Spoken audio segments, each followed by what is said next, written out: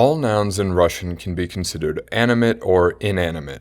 A book or a car is inanimate. It isn't alive, it doesn't think, talk, or speak. A dog, a person, a child is animate. It thinks, talks, walks, and all that. This is important to understand because Russian makes one more distinction for direct objects in a sentence and it decides the case used. Inanimate nouns in the accusative case work like this. I see a house. Я вижу дом. Я вижу дом. Dom stays dom. I see the car. Я вижу машину. Я вижу машину. A becomes U. Машина. Я вижу машину. Here's what happens to animate nouns in the accusative case. I see Alexander. Я вижу Александра. Я вижу Александра. I see Svetlana. Я вижу Светлану. Я вижу Светлану. Masculine nouns get the a, ya endings like they do in genitive, and luckily feminine nouns use the same u, u endings both for animate and inanimate. Even though masculine animate nouns look like the genitive case, it's very important to note that this is still the accusative case because the nouns are direct objects. Think of it as a branch or a subset of the accusative case. And I know, it's confusing. I can say that as someone who studied for years to learn Russian the hard way and as someone whose first language is English, where there are no cases, no genders, no adjective agreement, no soft sounds or hard sounds, and only one plural form. It's a lot. But just like any language, you simply have to keep repeating examples and eventually they will become second nature. No language is easy to learn, but millions of non-native speakers have learned every language, so you can too. What are some other animate nouns? Job titles are, seeing as they describe people. A manager is manager. Менеджер. He knows the manager.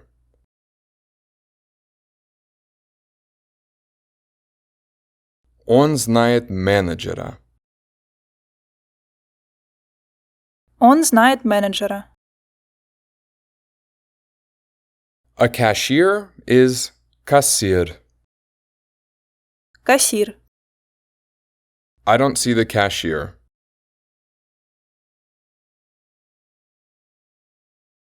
Я не вижу кассира. Я не вижу кассира. A doctor is врач. Врач. They are looking for a doctor.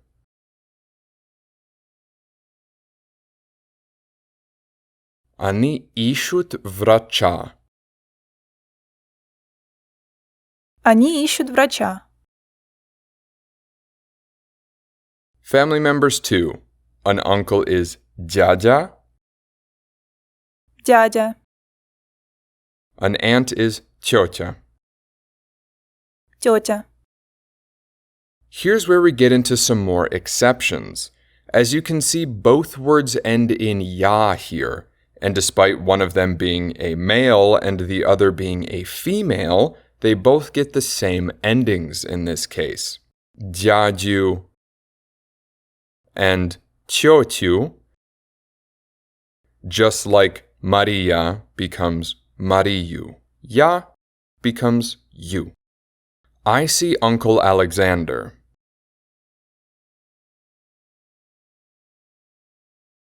Я вижу дядю Александра. Я вижу дядю Александра. I don't know Aunt Svetlana.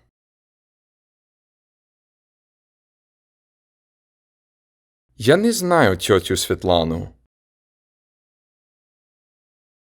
Я не знаю тетю Светлану.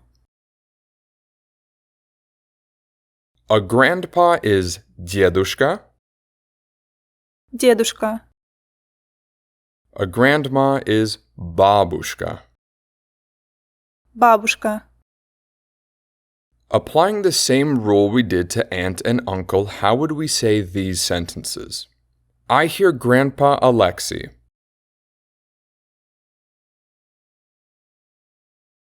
Я слышу дедушку Алексея.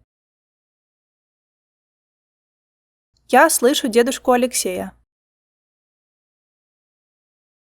We don't see Grandma Maria.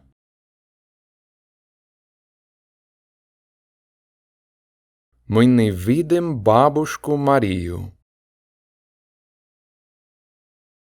Мы не видим бабушку Марию.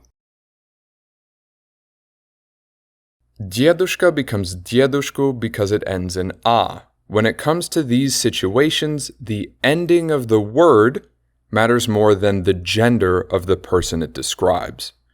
This is important because Russian has many diminutive names, like nicknames. One example is how Michael, Mikhail, Михаил. becomes Mike, Misha. Миша. When Misha is an object like I see Misha or I know Misha, it will always be Mishu. Svetlana's dog.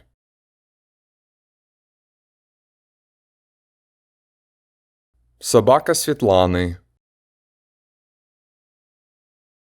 Собака Светланы. I see Svetlana and Misha.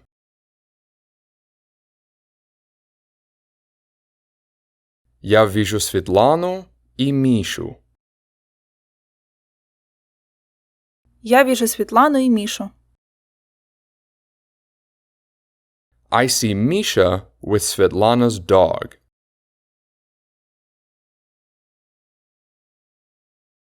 Я вижу Мишу с собакой Светланы.